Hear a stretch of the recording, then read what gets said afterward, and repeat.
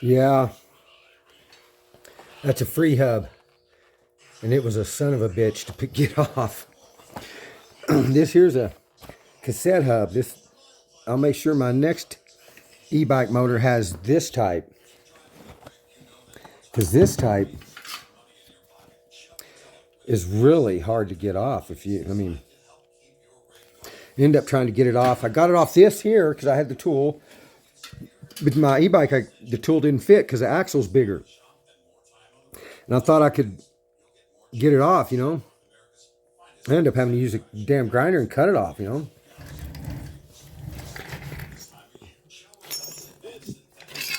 Finally, and I got this clamped on there and turned it, and that finally come off. I mean, that was a disaster. Learned a lot. Let's see here. I got a 5-speed hub on there, and I took my 7 off. I had a 7 on there. With the 7, I had two washers inside here, and I'd have to spread my stays a little bit to get the wheel on.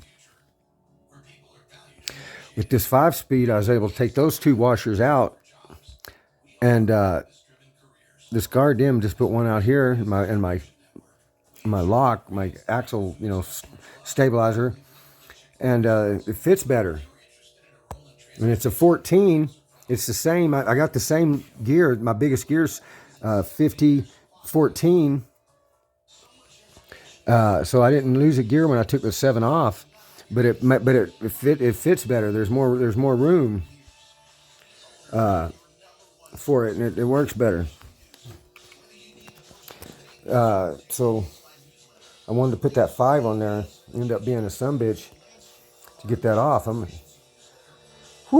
on there tight, man. And you don't want to do it the way I did it. It was a disaster. But I thought I ruined the motor, but we're good.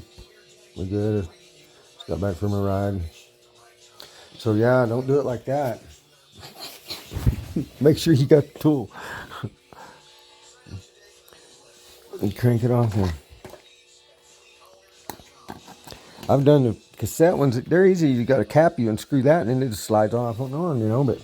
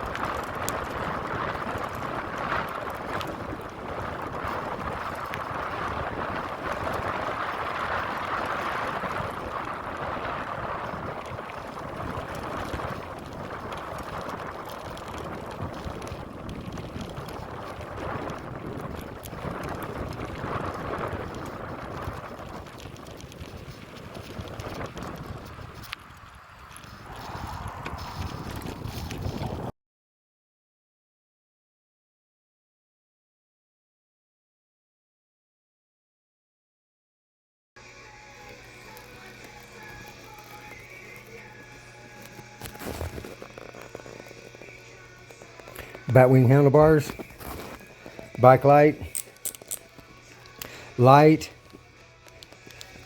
This is a light too, but it's also a computer, and it's also a horn with a bunch of different voices. And then I got my pedestrian horn here to ding and alert somebody without startling them. So I'm set up for night rides. Got my mileage there with the computer and the speedometer. Batwing handlebars are definitely the best I've ever used on a mountain bike.